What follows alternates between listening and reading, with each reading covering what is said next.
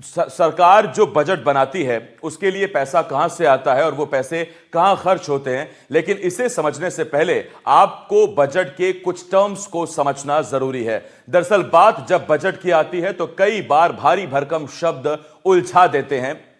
ये शब्द आपने सुने भी होंगे, लेकिन कंफ्यूजन रहता है कि इनका मतलब क्या होता है। ये शब्द ऐसे होते हैं जो बजट को लेकर हमारी समझ को और पेचीदा बनाते हैं, लेकिन आज हम आपको आसान भाषा में सजाकर बजट के भारी भरकम शब्दों को बिल्कुल आसान कर देंगे, जिससे आगे आपको किसी भी बजट के प्लस और माइनस पॉइंट्स को समझने में बहुत आसानी रहेगी। तो चलिए ग्राफिक्स के जरिए समझते हैं कि आखिर ये शब्द हैं क्या, इनके मायने क्या हैं। सबसे पहले देखिए, बात करते हैं राजस्व आय की। राजस्व आय सरकार की वो इनकम होती है जो टैक्स से आती है, जो ब्याज से आती है और अनुदान से मिले पैसे होते हैं। ये राजस्व आय कहलाती है, यानी कि सरकार की एक आय का जरिया। इसके बाद अगली बात आती है पूंजीगत आय की, जिसे आप कैपिटल इनकम भी कह सकते हैं। पूंजीगत आय कौन से पैसे होते हैं? उधार में मिले हुए पैसे, किसी भी बैंक से या एजेंसी से आपने अगर उधार लिया है, एसेट बेचने से मिले पैसे। तो सरकार जब आय की बात करती तो कोशिश करती है कि राजस्व आय उसकी बढ़े, यानी कि कमाई हो किससे? टैक्स से, ब्याज से, अनुदान से, जो केंद्र सरकार से भी अनुदान मिलता है। पूंजीगत आय होती तो आय है, लेकिन सरकार को ये आय ज्यादा पसंद नहीं आती, क्योंकि ये उधार से मिले पैसे होते हैं, एसेट बेचने से पैसे मिलते हैं। अब बात करते हैं व्यय की, यानी कि खर्च की। दो तरह के व्यय होते हैं, एक को कहते हैं राजस्व व्यय। तो राजस्व व्यय ये वो व्यय होता है जिसमें मोटा पैसा सरकार का जाता है। इसमें कर्मचारियों को दी जाने वाली सैलरी, पेंशनर्स को दी जाने वाली पेंशन, सब्सिडीज, फ्रीबीज, उधार पर ब्याज में खर्च रकम, यानी जो उधार लिया है उसकी अदायगी भी करनी, ईएमआईज भरनी है। तो सरकार राजस्व आय तो चाहती है, लेकिन राजस्व व्यय कितना कम हो ये फोकस में रहता है। पूंजीगत व्यय क्या होता है? ये केपेक्स कहलाता है, कैपिटल एक्सपेंडिचर। इंफ्रास्ट्रक्चर जैसे सड़क, पुल, एयरपोर्ट, इसके अलावा और भी ऐसे कई निर्माण जिनसे रेवेन्यू की वापसी की गुंजाइश रहती है, इनकम और बढ़ती है। तो सरकारें अमूमन पूंजीगत व्यय करना चाहती हैं, लेकिन राजस्व आय चाहती हैं। एक शब्द आता है राजकोषीय घाटा, जिसे आप अंग्रेजी में फिजिकल डेफिसिट कहते हैं और आप इसे बहुत सुनते होंगे।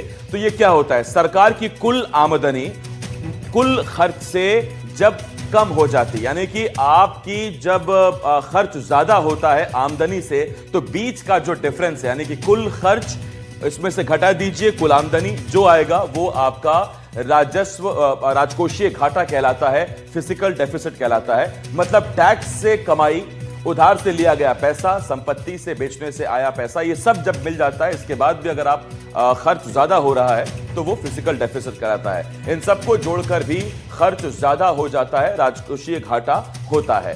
कोशिश ये की जाती है कि इसको कम से कम ही रखा जाए। उदाहरण के लिए 2025-26 के लिए जैसे हम बात करते हैं अगर मध्य प्रदेश की, तो मध्य प्रदेश का राजकोषीय घाटा 78,900 करोड़ है।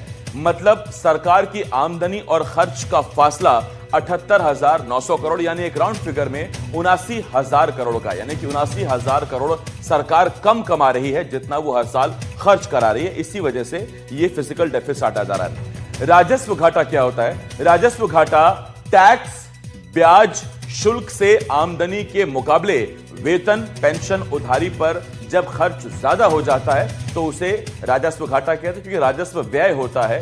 और जब राजस्व व्यय ज्यादा हो जाता है आपकी आमदनी से, तो राजस्व घाटा कहलाता है। ये जो व्यय है ये टैक्स में जाता है, ब्याज में जाता है, और ये शुल्क से आमदनी के मुकाबले होता है।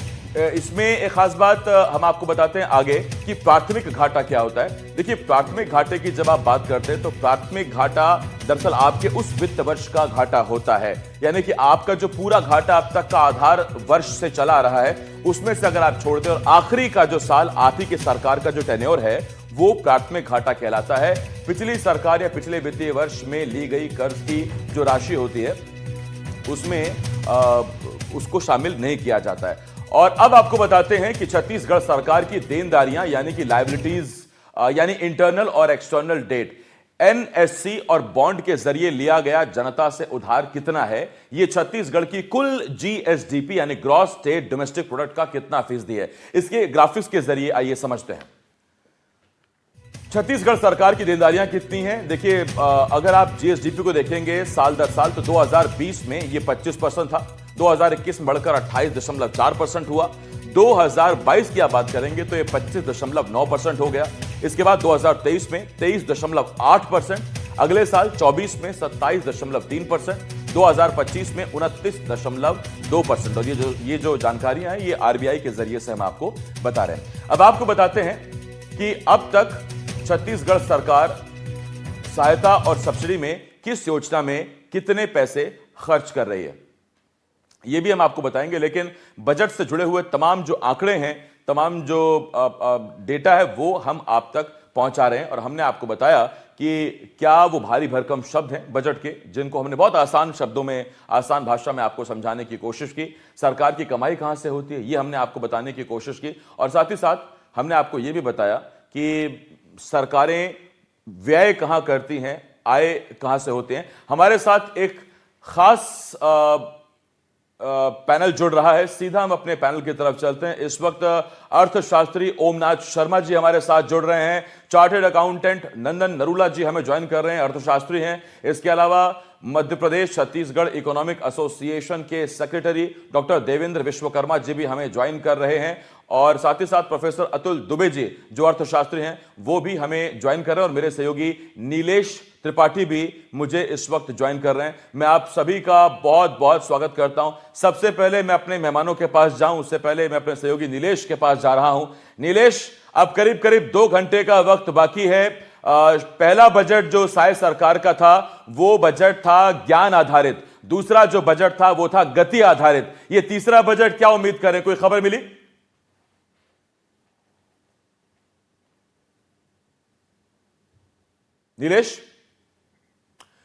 नीलेश के पास आपको लेकर चलेंगे, आपको अपने मेहमानों के पास लेकर चलते हैं। सबसे पहले ओमनाथ जी से सवाल है मेरा। ओमनाथ जी हमारे साथ जुड़े हुए हैं जो अर्थशास्त्री हैं। ओमनाथ सर, मध्य प्रदेश के बजट पर भी हमने खूब चर्चा की थी।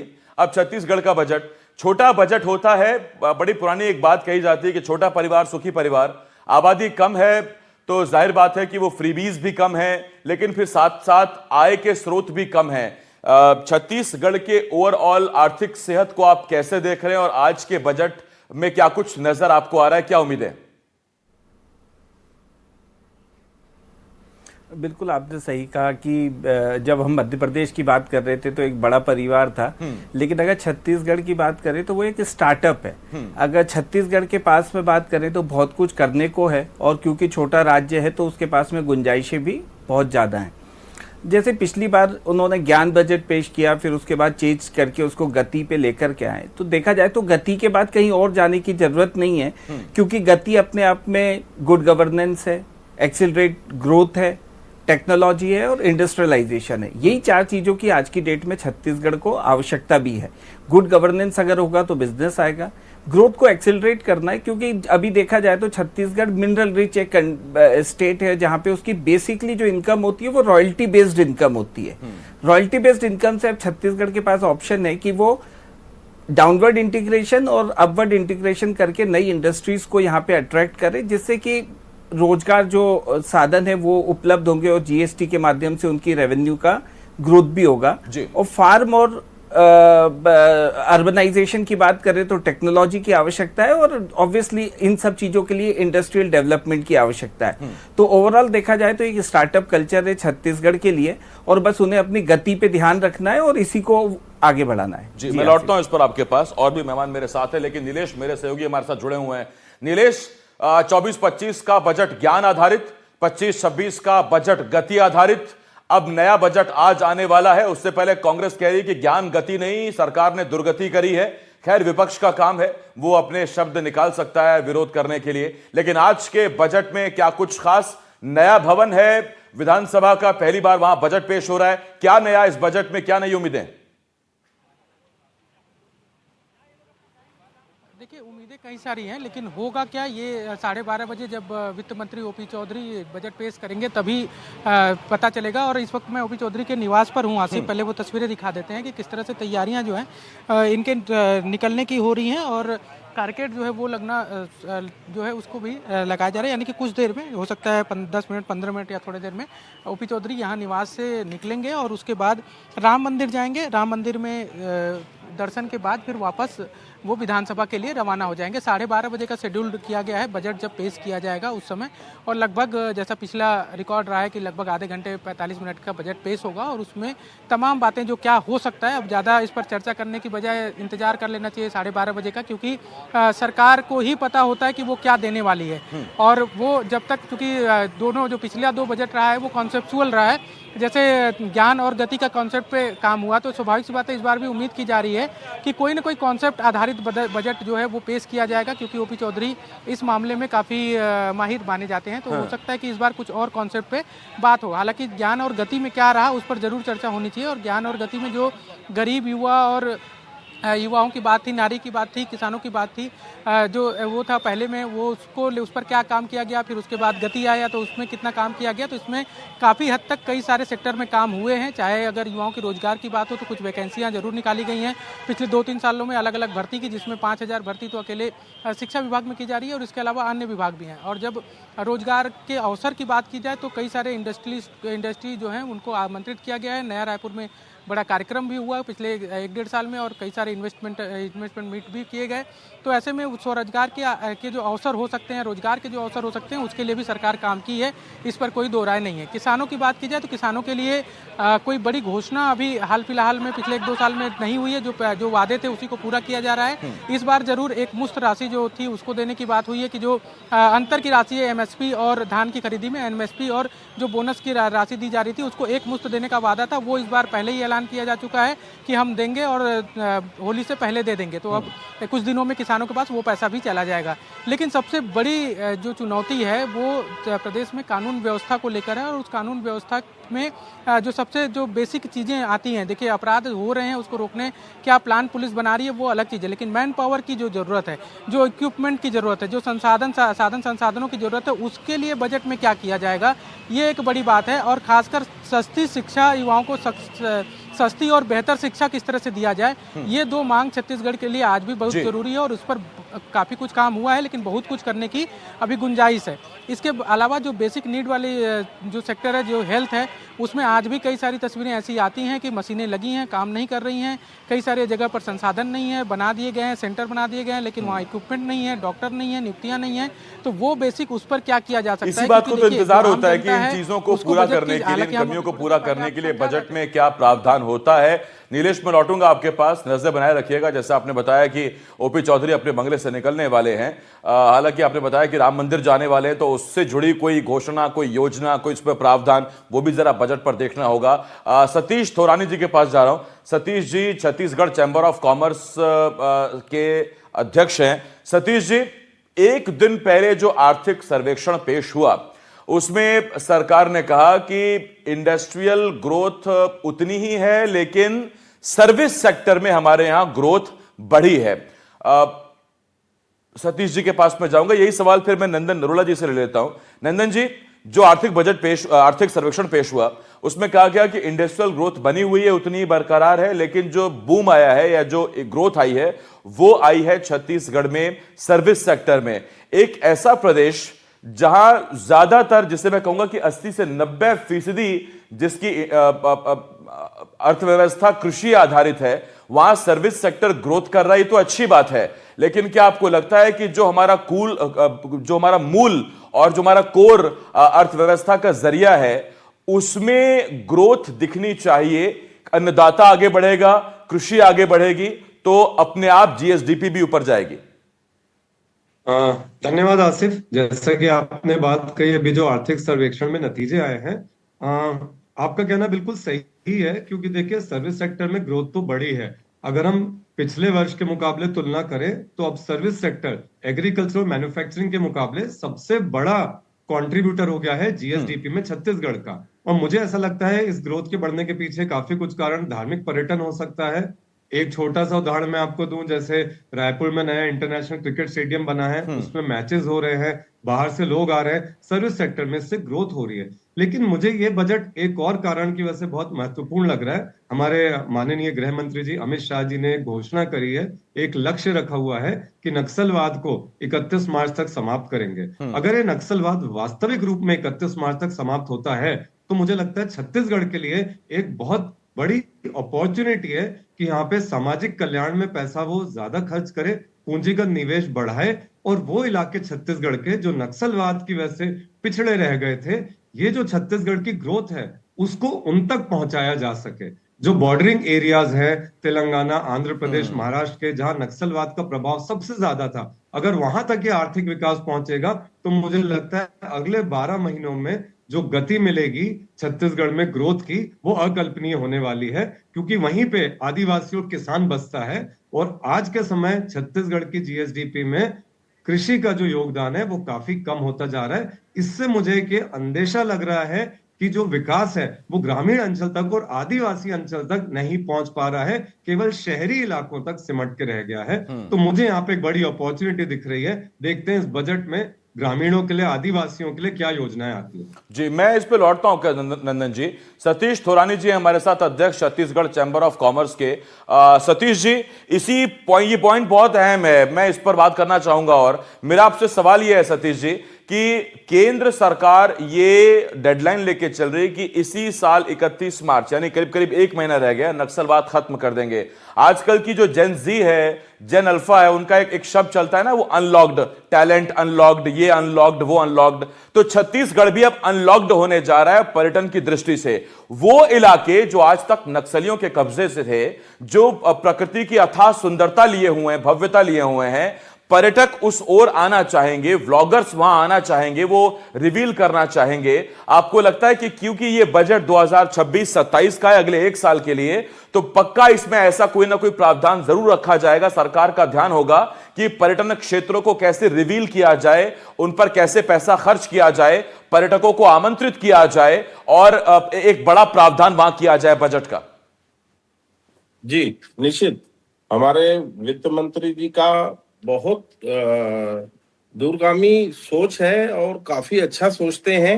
और हमारे गृह मंत्री देश के अमित शाह जी, जो 31 मार्च डेडलाइन दिया है, और यहाँ पर नक्सलवाद खत्म होते जा रहा है, बड़े बड़े नक्सली सरेंडर होते जा रहे हैं, और बस्तर बहुत ही सुंदर पर्यटन स्थल है। वहां पे इतने घने जंगल और इतनी सुंदरता है कि वहां पे निश्चित रूप से बहुत ही निवेश आएगा और वहां की ग्रोथ होगी, जो अभी तक पूरी तरह से रुकी हुई है। वहां पे हमारे वनोपज भी बहुत है, मतलब जिसका व्यापार पूरे वर्ल्ड में, पूरी दुनिया में हो सकता है। वहां वनोपज रीढ़ की हड्डी है। मैं इस पे लौटता हूं आपके पास। जाहिर बात है, जब पर्यटन आएगा तो फिर वहां होटल्स भी चाहिए, वहां पर आपको फिर स्कूटी रेंट देने वाले भी चाहिए, फिर वहां आपको टैक्सी ड्राइवर्स भी चाहिए, टूर ऑपरेटर भी चाहिए, आपके ऐसे ऑपरेटर भी चाहिए जो आपके ट्रिप को प्लान कर सके, वहां अच्छे अच्छे रेस्टोरेंट चाहिए। ये सब आपकी अर्थव्यवस्था को बूम देगा। जुल्फिकार मेरे सहयोगी इस वक्त हमारे साथ जुड़े हुए हैं। जुल्फी, आप विधानसभा में मौजूद हैं, क्या हलचल, क्या सुगबुगाहट देख रहे हैं? आसिफ, बिल्कुल मैं विधानसभा में मौजूद हूं और ये नई विधानसभा में पहला बजट सत्र पेश हो रहा है और 12:30 बजे वित्त मंत्री ओपी चौधरी बजट को पेश करेंगे और बहुत सारी उम्मीदें हैं। और मेरे पीछे की हलचल से आप समझ सकते हैं, क्योंकि ये नई विधानसभा बनी है और बहुत बृहद क्षेत्र में ये बनी है, तो यहाँ पर जो मंत्रियों के जाने का मतलब एंट्रेंस अलग है, विधायकों का एंट्रेंस अलग है और दूसरे अन्य लोगों के एंट्रेंस अलग हैं। तो इतने 3 ब्लॉक में इसको बनाया गया। तो मेरे पीछे देखिए, यहाँ से मैं तस्वीर दिखाने की कोशिश करता हूँ कि यहाँ से विधायकों को एंट्रेंस दी गई है। यहाँ से सभी विधायक जो है एंटर करेंगे और एक एक करके जो अभी विधायक आ रहे हैं उनकी यहाँ से एंट्री हो रही है। अब से कुछ देर पहले सुशांत शुक्ला, जो भारतीय जनता पार्टी के सचेतक हैं, वो यहाँ पर पहुंचे और अंदर यहाँ से गए। इसके जस्ट अपोजिट, क्योंकि ये बीच की बिल्डिंग है, इसके अपोजिट जो है मुख्यमंत्री और मंत्रियों के एंट्रेंस है, जहाँ पर मीडिया को अलाउ नहीं किया गया है। और इंतजार सभी को है इस बात का कि 12:30 बजे की छत्तीसगढ़ में किस तरीके से विकास होगा, उन तमाम विषयों पर छत्तीसगढ़ के वित्त मंत्री ओपी चौधरी बोलते हुए नजर आएंगे। क्योंकि इसके पहले आसिफ हमने देखा कि ओपी चौधरी जो बजट लेकर आए तो उसमें ज्ञान और गति की बात करते थे, तो अब इस बार ज्ञान और गति के साथ साथ क्या ऐसा नाम देते हैं जिससे छत्तीसगढ़ के विकास की जो रूपरेखा है वो परिलक्षित हो। हालांकि इसके पहले मुख्यमंत्री विष्णुदेव साय का जो ट्वीट आया उसमें उन्होंने एक जिस बात का जिक्र किया तो उससे यही है कि ये जो बजट है सर्वस्पर्शी और सभी को साथ लेकर चलने वाला जो बजट होगा और सभी क्षेत्र के विकास होंगे। इसमें महिलाओं का भी किस तरीके से विकास हो। हालांकि इसके पहले सरकार ने महिला सशक्तिकरण को लेकर महतारी वंदन योजना शुरू की है, किसानों के हित में भी होगा। हालांकि किसानों की बहुत सारी उम्मीदें हैं, जो युवा है उसकी भी जुल्फी, ये तो अभी बात करेंगे इन पर, हम इन चीजों पर, लेकिन एक दिलचस्प सवाल जो मेरे मन में आ रहा है, आपको इतना वक्त हो गया छत्तीसगढ़ का ये बजट कवर करते हुए।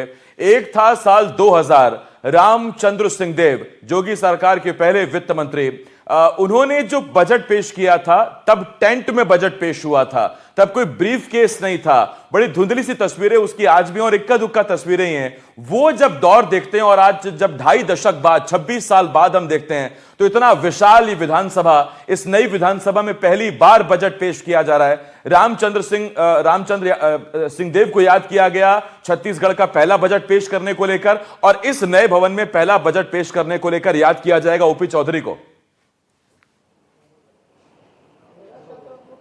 बिल्कुल आसिफ, आपने सही कहा कि जब राज्य बना था तो उस समय जो बजट जो है टेंट में पेश किया गया, क्योंकि विधानसभा जो लगी थी वो राजकुमार कॉलेज में लगी थी। और तस्वीरें देखिए कि तब और अब में कितनी भव्यता है। 3 ब्लॉक में ये बना हुआ है जो नया विधानसभा है, और ए और बी और सी ब्लॉक में, और हम इस वक्त जो है ना बीच के ब्लॉक में है, बी ब्लॉक में। और यहाँ पर देखिए दूसरी जो बिल्डिंग मैं दिखा रहा हूँ कि दूर से देखिए कितनी भव्य ये बिल्डिंग है। और 3 ब्लॉक में, सेंट्रल ब्लॉक में मंत्री विधायकों का और यहाँ पर सदन है, और ए और बी जो ब्लॉक है उस ब्लॉक में जो अधिकारी हैं विधानसभा के और सरकार के, उनके लिए चैम्बर बनाए गए हैं।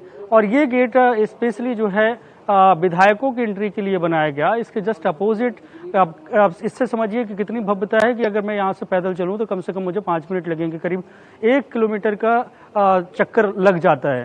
तो ये एक भव्य विधानसभा बनकर तैयार हुई है। तो इससे समझिए कि छत्तीसगढ़ राज्य को 25 साल बने हुए, जो जिस राज्य का बजट सत्र टेंट में शुरू हुआ हो, और आज 25 साल बाद इतने विशाल नवनिर्मित विधानसभा के जो बिल्डिंग है उसमें हो रहा है, और उसमें वित्त मंत्री ओपी चौधरी बजट पेश करेंगे। अभी देखिए यहाँ पर हलचल शुरू हुई है कि सांसद की गाड़ी है, और दुर्ग जिससे जो सांसद हैं वो विजय बघेल वो यहाँ पर पहुँच चुके हैं। अगर हम उनसे कोशिश करते हैं अगर वो इस बजट में कुछ बोलना चाहें।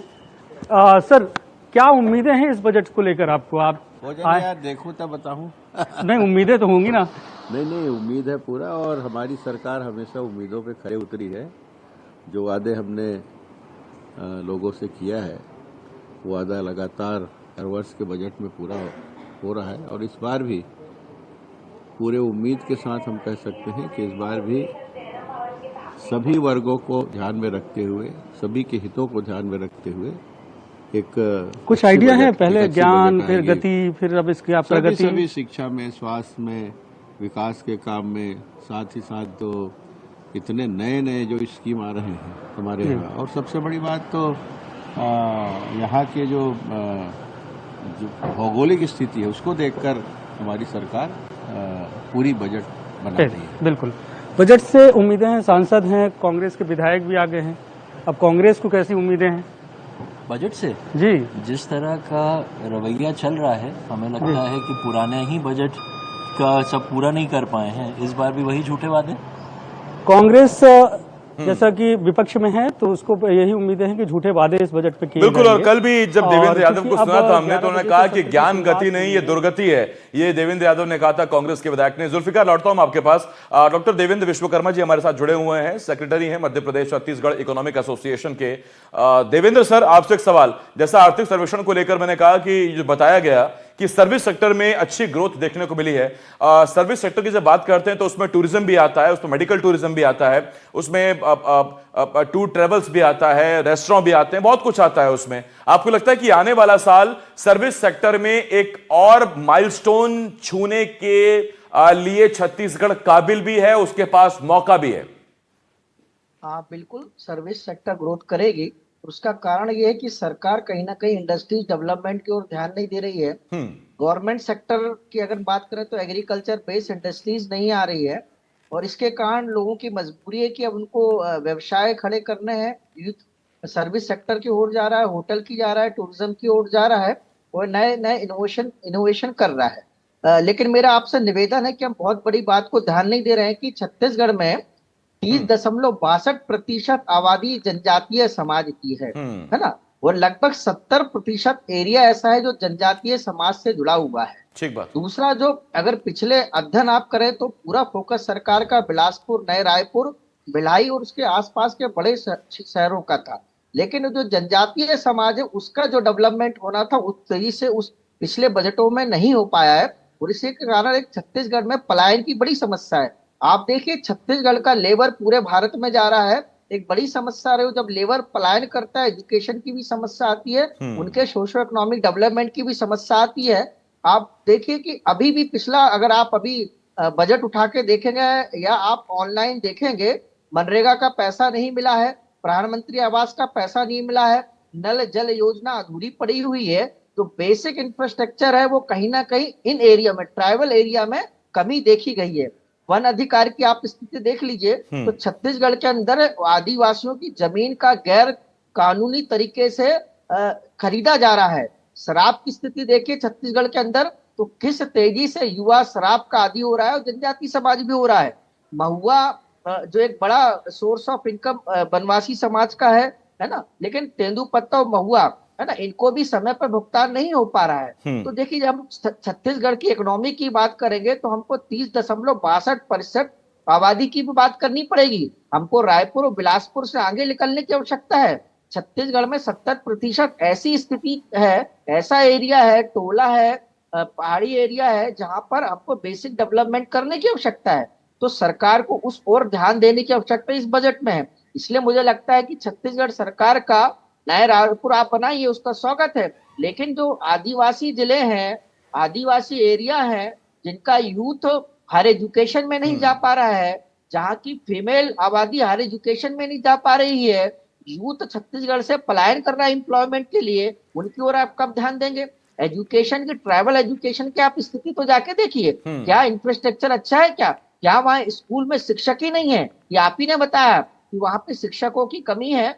गवर्नमेंट सेक्टर में आप क्यों नहीं रोजगार को खोल रहे हैं? आप खोलने की बात कर रहे हैं। तो देखिए, सर्विस सेक्टर की जो आपने बात की वो तो मजबूरी है, करना ही पड़ेगा। उद्योगपति उस ओर आ रहे हैं, तो यूथ हमारे स्टार्टअप के माध्यम से आ रहा है। आप जब आप बात करते हैं कि छत्तीसगढ़ एग्रीकल्चर बेस्ड है, तो आप एग्रीकल्चर इंडस्ट्रीज की क्यों नहीं बात करते? और एग्रीकल्चर भी सेक्टर, हाँ, यही तो देखना है इस बार देवेंद्र सर कि क्या इन सब चीजों को इस बजट में शामिल किया जाता है।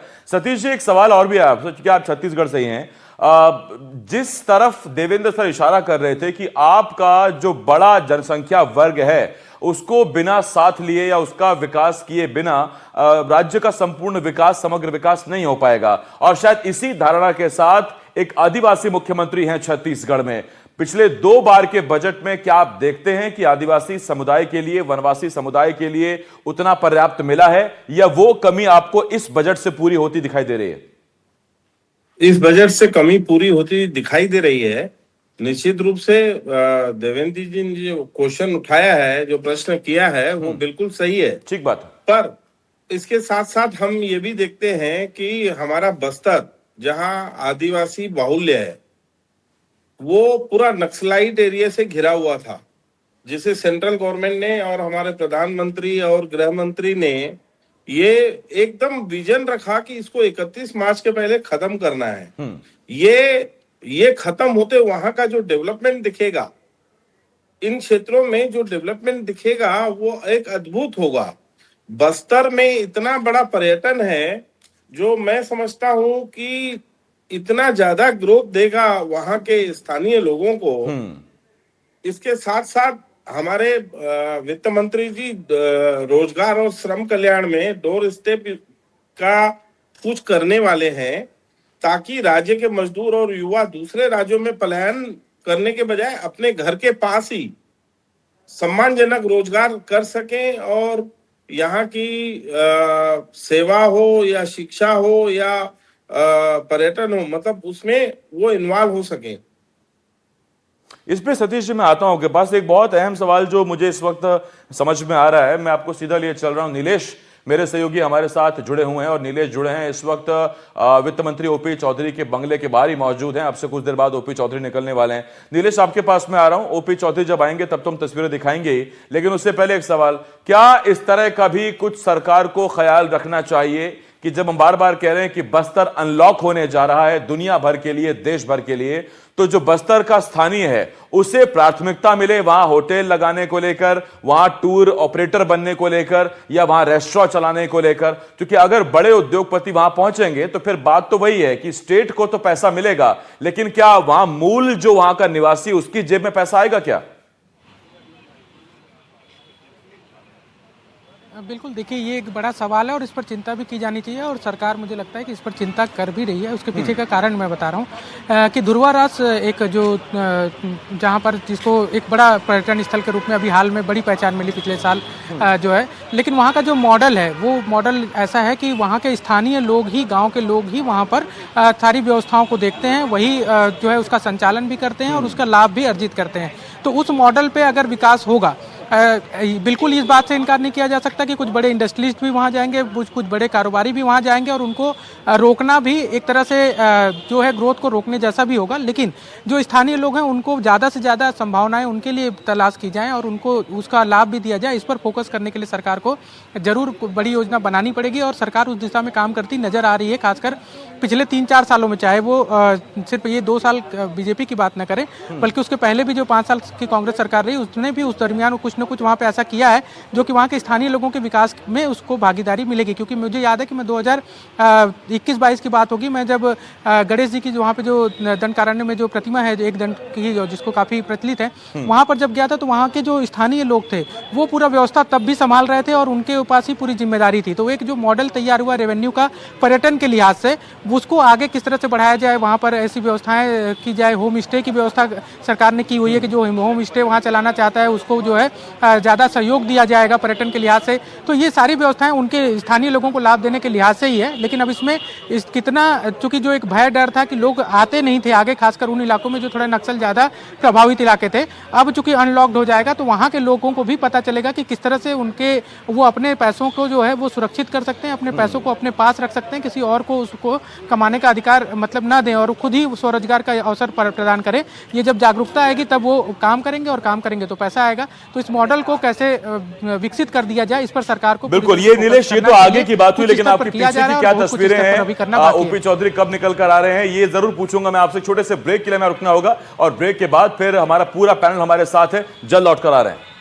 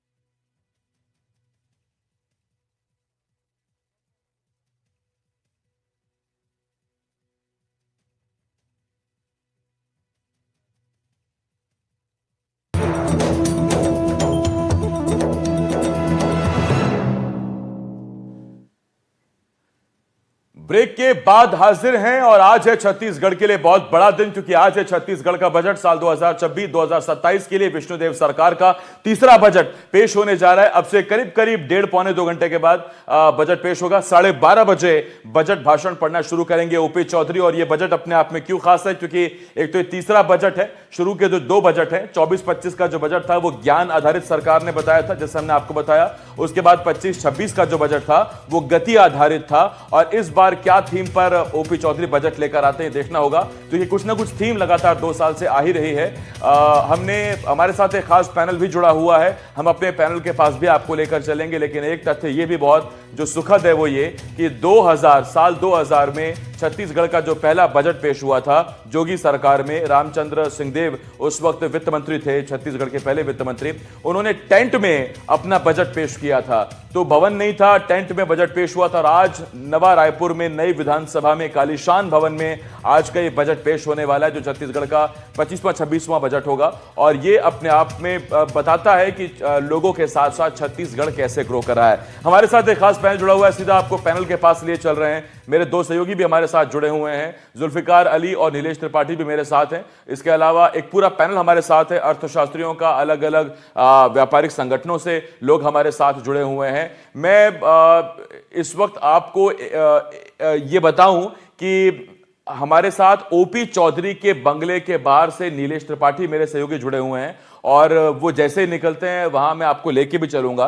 लेकिन एक बार फिर मैं जरा अपने साथियों के साथ जा रहा हूं। नंदन नरूला जी हमारे साथ जुड़े हुए हैं, जो चार्टर्ड अकाउंटेंट हैं, अर्थशास्त्री हैं। नंदन जी, एक सवाल आपसे मेरा, जब भी हम पर कैपिटा इनकम की बात करते हैं, प्रति व्यक्ति आय की बात करते हैं, तो हम एक ग्रॉस एक आंकड़ा जानकर अमूमन लोग खुश हो जाते हैं कि हाँ 10% की ग्रोथ आई है, 15% की ग्रोथ आई है। लेकिन डिटेल अमूमन लोगों तक नहीं पहुंच पाती कि क्या पैसा, क्या इनकम उन्हीं लोगों का बढ़ रहा है जो ऑलरेडी समृद्ध हैं, जो हायर इनकम सेक्शन से आते हैं, या फिर पैसा उस निम्न आय वर्ग वाले का भी बढ़ रहा है। क्योंकि बहुत फर्क है, प्रति व्यक्ति आय बढ़ी, एक एवरेज आंकड़ा हमने देख लिया, लेकिन ये नहीं पहुंच पाती चीजें कि गरीब कितना गरीब हुआ या अमीर कितना अमीर हुआ।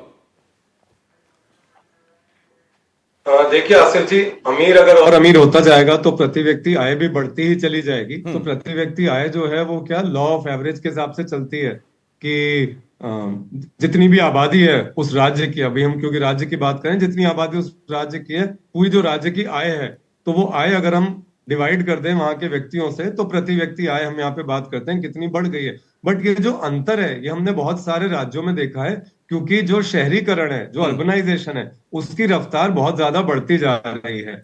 लगभग हमारे देश में अलग अलग राज्यों में 25 से 35% के बीच में अलग अलग एजेंसीज ने सर्वे किया है कि अर्बनाइजेशन की रफ्तार जो है वो बढ़ती जा रही है। तो लोग जो हैं वो ग्रामीण अंचल से, आदिवासी बाहुल्य इलाकों से शहरों की तरफ पलायन कर रहे हैं। इसका मतलब ये नहीं है कि उनकी आय बढ़ जाएगी, उल्टा कई बार हमने देखा है कि गांव में जो उनके पास जमीनें होती हैं, जो वन का जो इलाका होता है जहां से वो वनोपज निकाल रहे होते हैं, वो बेच के या वो गिरवी रख के वो लोग शहरों में आते हैं, और यहाँ पे बड़ी खराब दुर्दशा के साथ वो लोग पिछड़े इलाकों में, झुग्गियों में यहाँ पे आके सड़कों पे रहते हैं।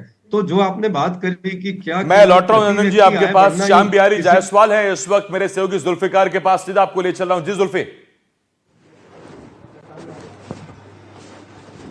आसिफ हमारे साथ भैया थोड़ा सा बराबर से आ जाते हैं ना, मैं आ जाता हूँ ना, खड़े होकर सीधे बोल। अच्छा, ये बजट पेश होने वाला है, किस तरीके की उम्मीदें हैं? और क्योंकि आपने भी अपने विभाग में बड़े सुझाव रखे होंगे, स्वास्थ्य विभाग बहुत महत्वपूर्ण विभाग है, कई बार आपको लेकर स्वास्थ्य सुविधाओं को लेकर सवाल उठते हैं, तो क्या होने वाला है? देखिए, मैं आपको बता दूं कि पिछले 2 बजट जिस प्रकार से हमारे माननीय मुख्यमंत्री जी के नेतृत्व में जो छत्तीसगढ़ में आए हैं, वो जबरदस्त बजट थे, खुशहाली के बजट थे। और आपने देखा होगा कि अप्रत्याशित रूप से जो आज तक कभी नहीं हुआ वो पिछले 2 बजटों में हुआ, जिसमें 18 लाख प्रधानमंत्री आवास हो, या 70 लाख महिलाओं का जो महतारी वंदन हो, या 5-5 नए मेडिकल कॉलेज हो, 12 नर्सिंग कॉलेज हो, ऐसे तमाम बड़े जो है कार्य जो है इन 2 बजट में आए। और इस बार का भी बजट जो होगा वो सर्वहारा वर्ग के लिए होगा। और इस बजट में जो विकसित भारत 2047 की जो हम बातचीत करते हैं उसको ध्यान में रखकर बनाया हुआ बजट है। और जहां तक हेल्थ सेक्टर की बात है, तो सदैव से माननीय मुख्यमंत्री जी का प्रयास रहा है कि हमारे बस्तर से लेकर सरगुजा अंचल तक के छोटे से छोटे गांव तक हमारी स्वास्थ्य सुविधाएं पहुंचे। इसीलिए 100 से ऊपर पीएचसी, सीएचसी और सिटी हॉस्पिटल पिछले 2 सालों में हमने खोले हैं और इस बार का बजट में हम हेल्थ को और सुदृढ़ करने के लिए किस प्रकार से आम जनता तक बेहतर स्वास्थ्य पहुंचा सकते हैं, इस पर हमारा फोकस रहेगा। और ये बजट युवाओं के लिए, किसानों के लिए, गरीबों के लिए, मजदूरों के लिए, महिलाओं के लिए, व्यापारियों के लिए, हमारे अधिकारी कर्मचारियों के लिए, मतलब सर्वहारा वर्ग के लिए इंटीग्रेटेड रूप से बजट होगा। अच्छा, क्या कोई नया मेडिकल कॉलेज का ऐसा कोई आपने पहले प्रस्ताव रखा हो जिसे उम्मीद हो कि नया मेडिकल कॉलेज छत्तीसगढ़ में खुलेगा, क्योंकि स्वास्थ्य सुविधाएं ताकि बेहतर हो? देखिए, अभी अब तो बजट को सिर्फ 1.5 घंटे ही रह गए हैं और लाखों लाख लोग आप लोगों के चैनल में बैठे होंगे बजट को सुनने के लिए, तो अभी डिस्क्लोज करना अच्छा नहीं है, पर स्वास्थ्य में बेहतर बजट आ रहा है और प्रदेश को और मजबूत करने के लिए जैसी आप लोगों की मंशा है वैसा बजट होगा। बिल्कुल सर्व स्पर्शी बजट होगा, सभी को ध्यान में रखकर होगा आसिफ बजट। जैसा कि स्वास्थ्य मंत्री हमारे साथ थे, उन्होंने कहा बहुत सारी बातें पहले हुई हैं और बहुत सारे उन्होंने अपने विभाग को लेकर चर्चा की है और प्रस्ताव रखे हैं। तो थोड़ा देर के लिए बोल रहे हैं कि इंतजार करिए और बहुत कुछ होने वाला है इस बजट में, तो इंतजार करना होगा, क्योंकि अब 11 बजने वाले हैं, मुश्किल से 10 मिनट है, सत्र की शुरुआत हो जाएगी, प्रश्नकाल होगा और उसके बाद 12:30 बजे वित्त मंत्री ओपी चौधरी बजट पेश करेंगे। जी बिल्कुल, और देखिए इसे ही कहते हैं मौके पे चौका मारना। एंड 10 मिनट पहले श्याम बिहारी जायसवाल से बात कर ली जुल्फी ने और इसी मौके पे चौका पे मार रहा हूं। एक मेरा जो जीएसडीपी ग्रोथ से सवाल है वो मैं जरा पूछना चाहता हूं ओमनाथ सर से। ओमनाथ सर, आर्थिक सर्वेक्षण में कहा गया कि 8.11 से 12% अनुमानित है जीएसडीपी ग्रोथ। एक बड़ा अच्छा एक आंकड़ा तो दिखता है, लेकिन जिस तरह की वैश्विक ट्रेड वॉर चल रही है, छत्तीसगढ़ में इंडस्ट्रियल ग्रोथ बनाम एग्रीकल्चर ग्रोथ, कहां देख पा रहे हैं आप ये 12% की ग्रोथ हासिल करना? कितना फिजिबल, कितना आसान है, कितना मुश्किल?